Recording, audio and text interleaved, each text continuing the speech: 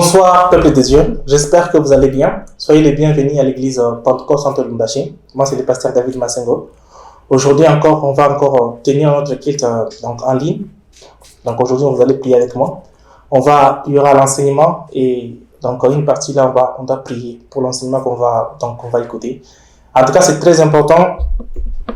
Vous devez avoir votre cahier, votre bloc-notes, parce qu'aujourd'hui, on va beaucoup apprendre. Moi-même, j'étais au travail avant de venir ici. Et le Saint-Esprit me faisait qu'il me parlait sur beaucoup de choses. Et aujourd'hui, on va vraiment beaucoup apprendre. En tout cas, concentrez-vous, parce que là, nous allons entrer dans la présence de Dieu. Parce que nous sommes nous-mêmes des temples pour l'Éternel. On va passer un moment d'adoration. On va louer notre Seigneur.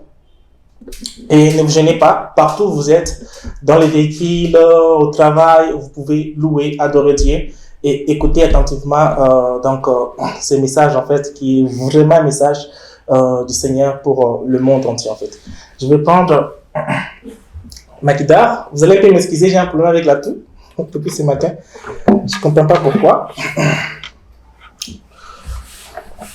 Voilà, on va prier. Vous savez, l'amour de Dieu est plus grand que tout. C'est Dieu qui nous a aimés. Il y a 2000 ans, Jésus donnait sa vie pour toi. Pendant que tu n'étais même pas conscient que tu étais un pécheur. Pendant que tu ne méritais même pas. On ne l'a pas forcé. On n'a pas forcé à Jésus de mourir pour toi. Il avait le choix de refuser. Mais il a fait le choix d'accepter la mort pour toi. Alors ce soir, on va louer Dieu. Non parce qu'il nous a donné quelque chose, mais parce qu'il nous aime. Et il est mort pour nous. En tout cas, concentrez-vous et on va louer Dieu ensemble. En tout cas, excusez-moi, ma voix est cassée. Merci.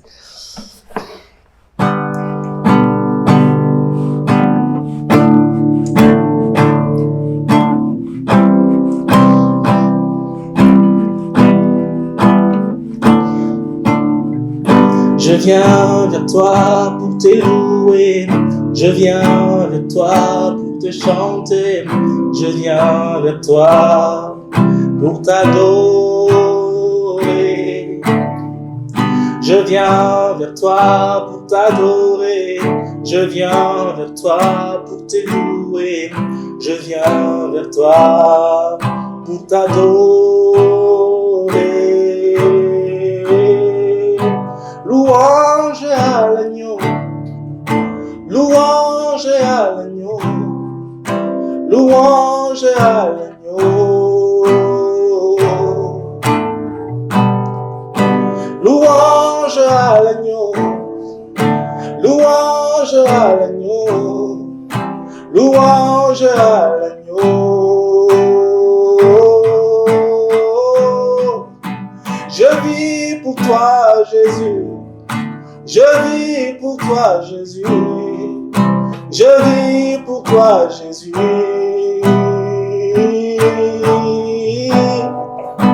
Merci pour tout, Jésus. Merci pour tout, Jésus. Merci pour tout, le roi. Merci, le roi de gloire, parce que tu es bon, Jésus. Merci pour l'œuvre que tu as accomplie pour moi, Seigneur Jésus. Merci pour ton amour. Merci, Seigneur, parce qu'à la croix, tu as donné ta vie pour moi, Seigneur. Oh, tu n'as pas mérité la mort. Oh, Seigneur, on ne t'a pas forcé, Jésus. Oh, tu n'as pas accepté Seigneur, le roi de gloire, par obligation. Mais tu as accepté par amour de donner ta vie pour moi, Seigneur.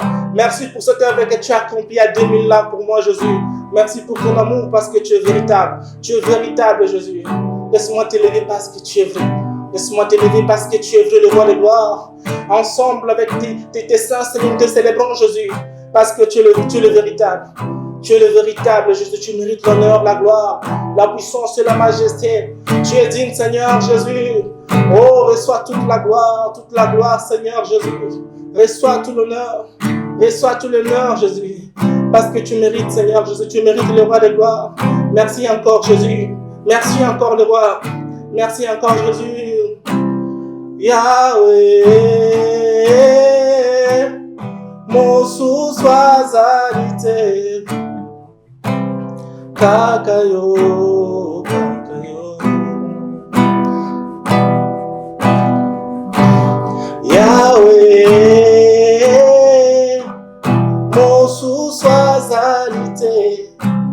Kakayo, Kakayo.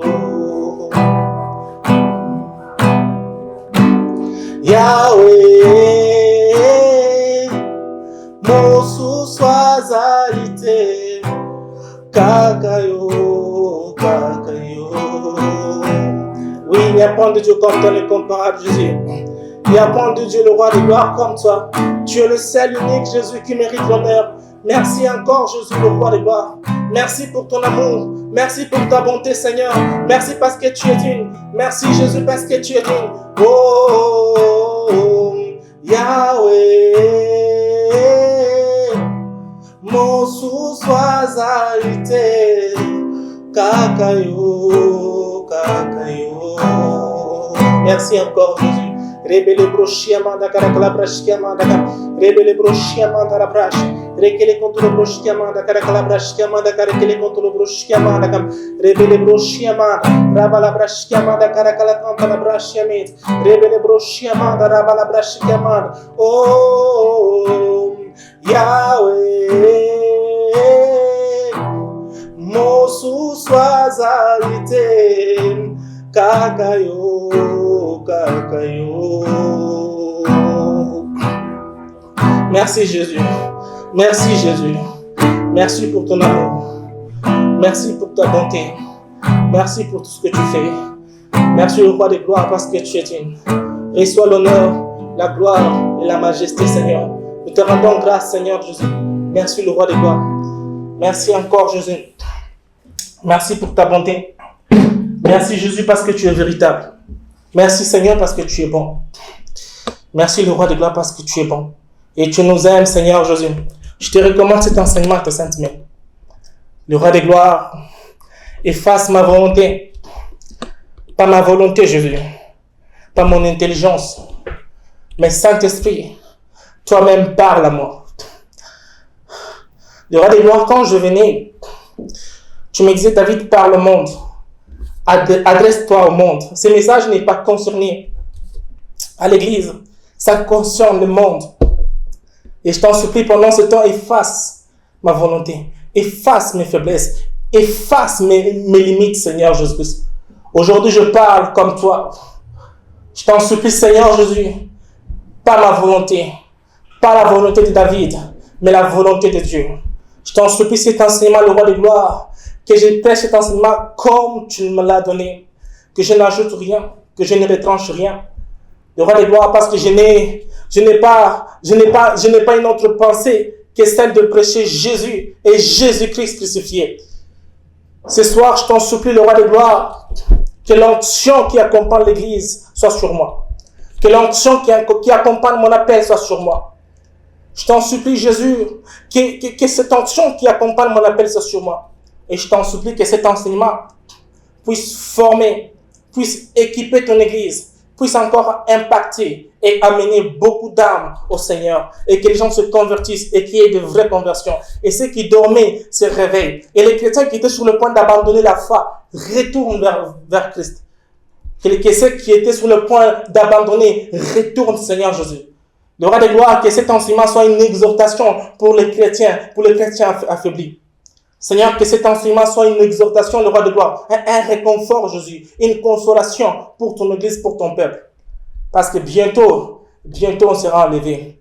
Bientôt nous serons chez nous. Bientôt nous allons rentrer chez nous. Ici sur la terre, ce n'est pas chez nous. Ce n'est pas chez nous et ce qui se passe sur la terre ne nous concerne pas. Parce que nous, on a un chez nous et c'est le royaume de Dieu. C'est le ciel là où Dieu habite. Et c'est là où nous allons rentrer. Merci parce que tu es bon. Merci parce que tu es vrai. Seigneur, parle-toi à moi, Saint-Esprit. Parle-toi à moi. Je te recommande ma vie. Je te recommande ce moment. Saint-Esprit, parle-toi à moi. Dans le nom puissant merveilleux de Jésus. Amen. Merci. Nous allons commencer notre enseignement. Aujourd'hui, quand j'étais au travail, le Saint-Esprit me parlait sur ça. À un moment, j'ai failli être distrait. Mais à chaque fois, je me distrais un peu avec les personnes qui m'entouraient. Le Saint-Esprit me ramenait toujours. Il dit, David, tu as une mission, tu dois parler sur ça et c'est très important. Et quand il a commencé à me parler, j'ai compris l'importance de parler sur ce sujet. Je n'écris jamais, mais aujourd'hui, vous allez sentir comme si je vais commencer à crier parce que j'ai vraiment une colère sainte à moi. Je ressens vraiment une colère sainte à moi. Et là, je m'adresse et au monde et à l'Église. Le thème de ce soir, on va parler sur... c'est une question. Et on va essayer ensemble avec vous de répondre à cette question qui est très pertinente. C'est le Saint-Esprit, c'est la question de savoir comment sera le monde après l'enlèvement de l'Église. Comment sera le monde après l'enlèvement de l'Église? Ce soir, je vais essayer un peu de vous expliquer qu'est-ce qui va se passer après l'enlèvement de l'Église. C'est très important de savoir ça. Et même les gens qui vont rater l'enlèvement, c'est très important qu'ils sachent qu'est-ce qui va se passer après. Après l'enlèvement de l'Église, qu'est-ce qui va se passer? Avant d'entamer, parce que je n'ai pas beaucoup de temps, avant d'entrer en profondeur, il faut d'abord que je parle sur ce qui se passe avant. Ce qui se passe avant l'enlèvement de l'Église. On va lire des versets. Je vais lire rapidement. Le premier verset, c'est dans Apocalypse 13. Apocalypse 13, le premier verset jusqu'à 5. Voilà. Lisez avec moi. Et-il s'éteint sur le sable de la mer. Puis je vis monter de la mer une bête qui avait 10 cornes et 7 têtes. Et sur ces cornes 10 diadèmes. Et sur ses têtes des noms de blasphème. La bête que j'ai vue était semblable à un léopard. Ses pieds étaient comme celles d'un ours. Et sa gueule comme une gueule de lion. Le dragon lui donna sa puissance et son trône et une grande autorité. Et je vis l'une de ses têtes, je vais sauter ici, et il lui fit donner une bouche qui profanait des paroles arrogantes et des blasphèmes. Et il lui fit donner le pouvoir d'agir pendant 42 mois. Et-elle ouvrit sa bouche pour proférer des blasphèmes contre Dieu, pour blasphémer son nom et son tabernacle, et ceux qui habitent dans le ciel. Et il lui fit donner de faire la guerre aux saints et de les vaincre. Et tu lui fis autorité, et lui fit donner autorité sur toute tribu, tout peuple, toute langue et toute nation. Donc c'est très important, c'est ça même le verset de base. Et il lui fit donner de faire la guerre aux saints et de les vaincre. Et il lui fit donner autorité sur toute tribu, tout peuple, toute langue et toute nation. Le deuxième verset, on va lire c'est dans 1 Thessaloniciens, chapitre 4, verset 14. On va lire rapidement parce que je n'ai pas assez de temps. Croyons que Jésus est mort et qu'il est ressuscité. Croyons aussi que Dieu ramènera par Jésus et par lui ceux qui sont morts. Voici en effet ce que nous vous déclarons d'après la parole du Seigneur. Nous le vivons restés pour l'avènement du Seigneur. Nous ne devancerons pas ceux qui sont morts. Car le Seigneur lui-même a un signal donné à la voix d'un archange et au son de la trompette, au son de la trompette de Dieu, descendra du ciel et les morts en Christ ressusciteront premièrement. Ensuite, nous le vivons qui serons restés, nous serons tous ensemble enlevés avec eux sur des nuées à la rencontre du Seigneur dans les airs et ainsi nous serons toujours avec lui dans les ciels. Voilà. C'est un peu les deux versets qu'on a lus. Alors on va essayer un peu de les décortiquer ensemble. Mais avant que j'entre en profondeur, il faut quand même que je puisse vous faire un briefing de ce qui se passe actuellement dans le monde. S'il vous plaît, ne restez pas dans la distraction. Le monde n'est pas ce que vous voyez. Ce que vous voyez dans le monde, c'est ce que Satan vous montre, veut que vous puissiez voir. Ce que vous voyez, les belles choses, c'est ce que Satan veut que vous puissiez voir, que le monde est bon. Satan veut vous faire croire que le monde a un espoir. Ça m'est arrivé, moi, David, de penser à faire la politique. Parce que je croyais au bonheur du monde. Satan veut vous faire voir que tout va bien, que tous les problèmes du monde vont se régler. Vous savez, actuellement, il y a des conflits partout. Il y a un total désespoir sur le monde. Rien ne marche dans le monde actuellement. Les valeurs de la famille commencent à se briser. Les valeurs morales commencent à se briser. Aujourd'hui, il y a des mots qu'on ne peut plus encore citer. Aujourd'hui, nous sommes dans une prison ouverte. Ça me rappelle l'Empire babylonien. Ça me rappelle l'Empire romain. Ça me rappelle l'Empire grec. Et nous sommes à la fin de toutes choses. Il y a beaucoup de signes qui s'accomplissent. Il y a cette nouvelle ordre mondial qui se prépare. Satan avec ses disciples, avec toute cette création, vous savez, la création de sociétés secrètes continue à se multiplier. Aujourd'hui, il y a beaucoup de sectes, beaucoup de sociétés secrètes qui dépassent même le nombre, qui peuvent même dépasser dans certains pays le nombre des églises. Pendant ce temps où l'église est dans un sommeil spirituel total, les gens pensent ailleurs, pendant que les enjeux sont ailleurs. Satan veut distraire une grande partie du monde. Son souci, c'est mourir avec beaucoup de gens. Que les gens n'aient pas foi en Christ. Au milieu de tout ça, je viens vous dire, encore cette phrase qui est devenue presque retardée. Quand on l'a dit, c'est devenu maintenant une blague. Jésus revient bientôt. Ce n'est pas pour vous faire peur, mais pour vous montrer l'amour de Dieu. Cet amour qui est plus grand que tout. Cet amour qui dépasse tout. Cet amour qui vous aime tel que vous êtes. Le monde n'est pas ce que vous voyez. La sorcellerie est partout. L'occultisme est partout. Aujourd'hui, on peut même vous initier sur Internet. Aujourd'hui, on peut même vous initier partout en fait. Aujourd'hui, l'occultisme c'est devenu normal, à la mode. Ne vous en faites pas. Bientôt, il y aura des églises sataniques, même ici à Lubumbashi, ouvertes. Désormais, je vous dis la vérité, bientôt là, le christianisme sera comme une maladie, comme une peste que les gens voudront effacer sur la terre. Et quand je pense, ça m'énerve. Quand je regarde les genres de prédications qu'on prêche à l'église, ça m'énerve. Mes frères et sœurs, dans un futur proche, le christianisme sera comme une maladie que le monde cherchera à détruire. Dans un futur proche, la vérité de l'évangile ne sera plus encore une vérité absolue. Ça sera une vérité relative. Tous ceux qui diront que Jésus est le seul chemin, la seule vérité, le seul salut qui amène vers Dieu, seront persécutés. Parce que nous sommes à la fin de tout. Nous sommes à la fin de tout parce que les vrais seront condamnés. Les vrais seront haïs. Les vrais serviteurs de Dieu, les vrais enfants de Dieu qui vont se lever pour porter ces fardeaux de Christ seront haïs partout. Les gens ne voudront plus encore entendre parler de l'évangile de Christ. Je vous dis la vérité, l'église est christocentrique.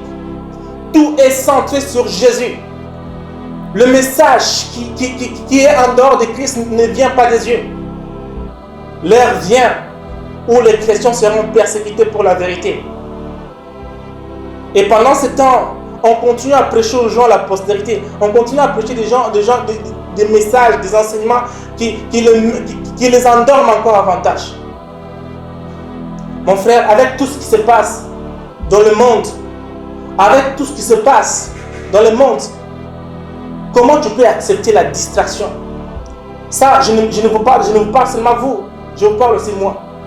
Comment on peut accepter la distraction dans un monde pareil, où tout est détruit, où on commence à enseigner l'occultisme aux enfants, où tout est permis, il n'y a plus encore de valeurs morales. Tout est perdu. Où le péché est devenu normal dans un monde pareil. Comment on peut être distrait dans un monde pareil? Comment on peut être distrait dans un monde pareil? Où on commence, dernièrement je suivais l'église catholique et d'autres sectes sont réunis pour former une religion mondiale. Une religion mondiale. Et le siège sera au Qatar. Avec tout ça, comment tu peux être distrait? L'heure est venue où l'église, nous devons manifester l'amour de Dieu. L'heure est venue où nous devons impacter. L'heure est venue où nous devons impacter. Dans ces pays, nous devons impacter. Le Congo se plie de 90% des chrétiens. Mais il n'y a pas l'impact pour l'église. L'église n'impacte pas au Congo. Parce qu'il n'y a pas de vraie conversion. Les gens dorment dans ces pays. Alors, qu'est-ce qui va se passer? Je parle un peu vite. Qu'est-ce qui va se passer après l'enlèvement de l'Église? Bientôt, il y aura enlèvement de l'Église. Et je ne vais pas entrer en profondeur parce que ce n'est pas ça le sujet. Vous savez, actuellement, il y a ce qu'on appelle l'apostasie. Ça, ce n'est pas la grande apostasie ici. On appelle ça la petite apostasie parce que les gens, il y a encore les gens qui gardent encore la soif de Dieu. Après l'enlèvement de l'Église, le monde sera dans le chaos total. On va parler de ça sur toutes les chaînes internationales. On va parler de ça sur RFI, sur CNN, sur toutes les chaînes internationales. On parlera de ça. Le monde sera dans un chaos total. Toutes les religions seront dans un chaos total parce qu'ils vont se dire, alors ces gens disaient la vérité. Israël sera dans un chaos total. Tout le monde sera dans un chaos total. La première des choses qui va se passer après l'enlèvement de l'Église, c'est le chaos du désespoir général. C'est chaos, la peur. Vous imaginez, l'Église est partie. L'Église qui symbolise la présence du Saint-Esprit. Le Saint-Esprit qui est Dieu sur la terre. Vous imaginez dans un monde mystique actuel comme celui-ci, dans un monde qui n'a pas de valeur, dans un monde qui vit à cause du Saint-Esprit, et dans un monde pareil où l'Église part. L'Église part, le Saint-Esprit se quitte. En fait, l'enlèvement c'est le synonyme du départ du Saint-Esprit. Dieu va quitter la terre, Dieu va laisser la terre à Satan et aux démons. Et les démons vont rester, ils vont encore dominer. Et la peur sera générale, le chaos sera général. Il n'y aura plus d'espoir. Des gens vont pleurer. Des gens vont pleurer pour leurs proches qui seront enlevés. Il y aura un chaos total. Il y aura un libre accès pour le démon. Les démons auront l'autorité de faire tout ce qu'ils veulent. Parce que je te donne mes priorités. À partir d'aujourd'hui, je m'engage à évangéliser. Je m'engage à vivre comme un enfant de Dieu. Je m'engage à annoncer la parole de Dieu aux païens. Je m'engage à évangéliser au moins 10 personnes par semaine. Et que le Saint-Esprit m'oriente vers les personnes à qui je dois parler. Que le Saint-Esprit m'équipe et me rend fort pour annoncer ta parole. Manifeste ta gloire, Seigneur. Et que tout soit fait selon ta volonté, dans le nom de Jésus-Christ. Si tu as prié, laisse-moi te dire que l'onction qui accompagne mon appel est sur toi. Et partout où tu vas aller, ça était juste une exhortation. C'est pas un message que j'ai préparé du coup, parce que le Saint-Esprit toutes les paroles qui sont venues, je ne les ai pas préparées. Vous allez remarquer que j'ai parlé un peu de beaucoup de choses parce que le Saint-Esprit c'est comme on m'a brisé et je suis venu comme ça. Et c'est un message très important. J'ai comme une colère à moi, j'ai envie de continuer, mais le temps est parti, donc je dois m'arrêter par là. Alors je vous demande, nous prions sur l'église Pentecôte Saint-Lubumbashi, nous prions à Kabula Meshi. Il y a cette image ici. Vous allez, il y a des numéros qui sont donc écrits ici. Vous pouvez donc nous appeler, puis prendre l'adresse, fonctionnement. Vous pouvez aussi le faire donc, aux numéros qui seront indiqués ici. Et surtout, je vous demande de venir prier avec nous. Ça va nous faire encore plaisir. S'il vous plaît, vous qui avez pris cet engagement d'évangéliser au moins 10 personnes par semaine, écrivez-moi au numéro qui est écrit ici. Écrivez-moi, je vais vous envoyer quelque chose. Comment vous pouvez aller évangéliser, comment ça se fait, les personnes que vous allez rencontrer, donc un peu comme ça. Voilà, on a fini. Merci de me suivre. Alors, je t'en supplie, Seigneur, pendant ce temps où l'Église est dans un sommeil spirituel, Seigneur, que les sentinelles se lèvent, qu'il y ait des sentinelles qui se lèvent pour prier pour les hommes, pour prier pour le serviteur de Dieu, pour prier pour des églises locales, pour prier pour les nations, pour prier pour les hommes. Je t'en supplie, ramène la soif de Dieu.